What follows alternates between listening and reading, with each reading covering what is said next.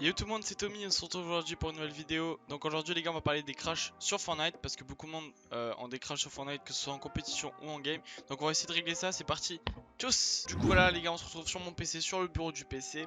Donc comment régler les crashs sur Fortnite? Donc déjà on va lancer Epic Games les gars. Première étape les gars, c'est vérification d'Epic Games, voir s'il n'y a pas des fichiers corrompus ou erronés. Voilà, quand vous êtes sur Epic Games, beaucoup de monde ne savent pas, mais on peut vérifier le jeu ou vérifier les jeux. Donc voilà, là on voit Fortnite, 3 petits points, vérifier. Voilà, là on peut faire exactement pareil sur Dauntless, ça dépend des jeux.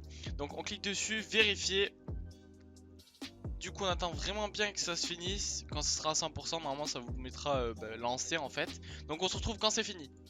Je viens de finir la vérification du jeu, donc voilà, moi j'ai aucun souci. Mais voilà, des fois il peut vous manquer des gigas sur Fortnite et c'est ce qui peut vous provoquer des crashs. Voilà, ça c'était déjà ça. Donc maintenant, on va dans les documents, ce PC, disque local, en gros votre disque où vous avez installé Epic Games. Du coup vous allez dans programme X, X86 quoi en gros. Du coup vous allez dedans et vous voyez écrit Easy Anti-Cheat. Easy Anti-Cheat peut causer pas mal de problèmes sur Fortnite. Donc voilà, on le lance. Du coup on lance Easy Anti-Cheat. On fait Game 217, Repair Service. Vous pouvez avoir Fortnite aussi, donc vous cliquez sur Fortnite. Vous mettez Repair Service, ça va réparer. Installer succès avec succès. Donc voilà, finish. Déjà, première étape, on a vérifié Epic Games. Maintenant on va passer à d'autres choses. Donc maintenant vous faites Windows plus R, vous écrivez CTRL, ça va permettre en fait d'entrer dans une commande en fait. Du coup vous cliquez sur OK, vous allez dans Programme, désinstaller un programme, vous descendez. Et normalement vous voyez plein de Microsoft Visual C++ 2013, 2015, 2019, 2012, 2010, 2008. Donc les fichiers comme ça on s'en sert pas. On va plutôt se servir cela avec le petit CD et le petit ordinateur. Vous faites clic droit dessus, réparer, repair en gros. Du coup ça va réparer automatiquement en fait tous les Microsoft Visual parce que ça permet en fait à certains jeux de marcher ou de fonctionner. Du coup vous faites tout ça, enfin vous les vérifiez tous un par un. Vous faites repair. Des fois ça va vous demander de redémarrer. Vous mettez fermé, vous redémarrez pas maintenant, vous redémarrez après quand on est tout fait. Pour ceux qui n'ont pas les Microsoft Visual 2013 ou 2012, je vous mettrai un lien en dessous dans la description pour pouvoir vous puissiez les télécharger. Du coup maintenant on va passer à la troisième étape, c'est mettre à jour ces drivers. Parce que des fois ça peut causer des soucis. GPU crashette, GPU 3D crashette, removed. En gros, soit vous n'avez aucun pilote graphique qui est installé, du coup ça vous fait crash. Soit vous avez un problème avec votre pilote graphique qu'il faudra désinstaller et réinstaller par la suite. Mais ça c'est pas très compliqué. Du coup maintenant on va sur mon site internet tommyopti.fr. Voilà, je vous mettrai le lien dans la description. C'est mon site pour ceux qui ne connaissent pas. Vous allez directement dans le téléchargement. Vous descendez, normalement c'est écrit tous les drivers. Ce qui se permet en fait, c'est un système, enfin en gros un logiciel qui permet de vous mettre à jour vos pilotes, pas automatiquement, mais à la main. Ce qui est le mieux fait parce que le driver cloud pose énormément de soucis sur les cartes graphiques, tout ce qui est driver, ça pose énormément de soucis. Donc moi je vous déconseille fortement de faire un driver cloud. Certes ça se fait automatiquement, mais certes il y a beaucoup plus d'erreurs et beaucoup plus de soucis que je rencontre avec des gens. Donc vraiment je vous conseille les gars, tousledrivers.com, c'est un des meilleurs pour pouvoir mettre à jour vos pilotes. Voilà, donc on clique dessus, télécharger, on enregistre. Moi je l'ai déjà, donc je vais le lancer par moi-même. Téléchargement, mes drivers, on le lance. Voilà, ça charge, ça détecte le système, ça va me lancer une page normalement sur celle-là. Du coup voilà, du coup ça a recherché, ça a mis résumé de configuration, donc il détecte notre machine, en gros notre PC, avec tous les composants qu'on a, donc mon Ryzen 5 3600X, mes barrettes de RAM, mon disque dur, ma carte graphique, ma carte réseau et ma carte mère, et mon système aussi. Du coup, maintenant, vos périphériques et leur driver, voilà, en gros, ça fait une détection de tous vos drivers, de tous vos périphériques, donc voilà, ça ment pas. Hein. J'ai bien une RTX 2070 Super, je peux le voir là aussi si vous voulez dans le gestionnaire de tâches. J'ai bien une RTX 2070 Super avec un Ryzen 5 3600. Donc, c'est vraiment fiable. Aucun souci, il n'y a rien qui est pris, aucune donnée est recueillie. Donc maintenant, moi j'ai un périphérique USB composite, donc ça c'est ma webcam que j'ai pas installé le driver, ça sert strictement à rien pour moi. Du coup, normalement, on va s'intéresser surtout à la carte graphique. Donc moi, vous pouvez savoir que derrière installé, hein, le driver que j'ai, la version que j'ai, et la date de quand il est sorti. Donc moi j'ai déjà mis à jour, donc je peux pas vous montrer, mais normalement vous aurez un petit pic vert comme ça avec écrit W, enfin la version en gros du driver avec WHQL derrière. WHQL ça permet en gros de dire si la version est finie ou pas finie, parce qu'il y a WHQL et WHQL bêta. Bêta c'est à dire c'est en cours de construction et donc c'est pas fini, donc il peut y avoir des possibilités que ce soit instable. Donc ça WHQL on le prend tout le temps, pas WHQL bêta, c'est vraiment le truc à pas faire. Du coup vous aurez une petite flèche à droite bleue et une petite flèche, enfin une petite bande verte. Vous prenez toujours celle d'en haut où c'est écrit WHQL bêta. Toujours celle qui est en haut mais en WHQL bêta.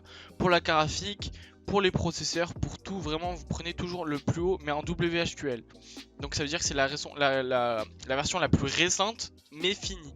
Donc vous cliquez dessus, moi je vais faire exemple avec mon driver de caméra. Vous descendez, là vous avez sur une page, vous descendez, vous êtes dans téléchargement, vous cliquez dessus sur le petit dossier. Vous descendez et normalement il y a écrit serveur numéro 1 Logitech. Ça c'est sur le site Logitech. Si vous voulez l'installer sur le site Logitech, ce sera pareil pour la carte graphique. Soit ça sera Nvidia, soit ça sera le fichier tous les drivers de chez de tous les drivers.com. En gros, vous cliquez dessus, ça va l'installer. En gros, vous mettez, vous voulez vous l'installer, tac, ça l'installe ici. Donc voilà, moi j'ai fini de l'installer. Du coup maintenant vous cliquez sur par exemple la version que vous avez installée de Nvidia. Vous cliquez dessus, vous mettez suivant. Ça vous installera votre carte graphique, ça va tout remettre à jour et normalement vous aurez le panneau de configuration Nvidia qui s'affichera en clic droit quand vous faites un clic droit. Normalement il s'affichera et du coup ça va dire que vous avez vraiment un pilote, ou pour AMD c'est exactement pareil, vous avez vraiment le pilote qui est installé. Ça sera écrit réglage à Radeon pour AMD. Maintenant, pour ceux qui ont des soucis de carte graphique, qui ont envie vraiment de reformater votre carte graphique pour vraiment que ce soit vraiment tout proprement, ce qui est la meilleure chose à faire, vous installez DDU, excusez-moi, Display Driver Installer, ce qui permet en gros de reformater votre carte graphique. Donc vous mettez DDU sur Google ou sur Opera, moi c'est mon Opera, enfin mon navigateur. Donc vous mettez DDU, voilà, on charge. Le premier, guru3d.com, on clique dessus, voilà. On arrive sur cette page là à peu près. Vous descendez, ça explique comment ça marche, etc. Vous descendez et là c'est écrit Download Location. Donc vous download celui que vous voulez. Moi perso je prends toujours le United Kingdom. Je télécharge. Moi j'ai déjà téléchargé pour ma part. Donc on revient dans le téléchargement. On clique sur le DDU, voilà. Moi je l'ai extrait, en fait vous faites extraire ici, nanana. Après vous cliquez sur le DDU V18026.exe, vous faites extract, et normalement ça vous mettra un dossier DDU V8, nanana. Du coup vous cliquez dessus, vous lancez, là vous voyez qu'il n'y a aucun à part celui-là qui c'est en .exe, donc vous cliquez dessus, c'est une exécution. Vous cliquez sur le Display Driver Installer, voilà, ça va vous le lancer. Donc maintenant vous arrivez sur cette page là. Donc ici à droite vous avez écrit choisir ce type de périphérique. Vous mettez audio ou GPU. Nous on va mettre GPU parce que c'est la graphique et on ne veut pas enlever l'audio, juste le GPU. Donc on clique dessus. Ici il y a AMD, Intel, par exemple pour ceux qui ont des chipsets Intel, vous pouvez aussi l'enlever. Donc il y a Nvidia, AMD et Intel. Donc vous cliquez sur Nvidia, moi pour ma part c'est Nvidia. Et là vous avez trois options qui est précisé. Soit nettoyer et éteindre pour l'installation de nouvelles cartes graphiques, ça c'est ce que j'ai fait pour ma 2070 Super. J'ai enlevé carrément le pilote et j'en ai rajouté un nouveau pour vraiment que ça enlève tout. Maintenant, nettoyer et ne pas redémarrer, ça c'est vraiment pas recommandé pour moi perso. Je préfère la première option, c'est nettoyer et redémarrer, hautement recommandé. En plus c'est recommandé par eux. Donc vous cliquez dessus, là ici ça va afficher pas mal de choses. Ça va en gros désinstaller tous les drivers que vous avez installés sur votre carte graphique. En gros ça va reformater votre carte graphique. Ça va redémarrer votre ordinateur automatiquement, vous relancez. Et de là, vu que vous avez installé la version d'avant Nvidia, vous cliquez dessus, vous mettez à jour votre carte graphique. Et de là, vous avez une carte graphique toute propre. Et voilà. Du coup voilà les amis, c'est la fin de la vidéo, j'espère que cette petite vidéo vous aura plu. C'est une vidéo astuce pour ceux qui ont des soucis de crash sur Fortnite. Ça peut être aussi dû à des causes matérielles, que ce soit vos RAM, votre graphique qui chauffe trop, vos processeurs qui chauffent trop.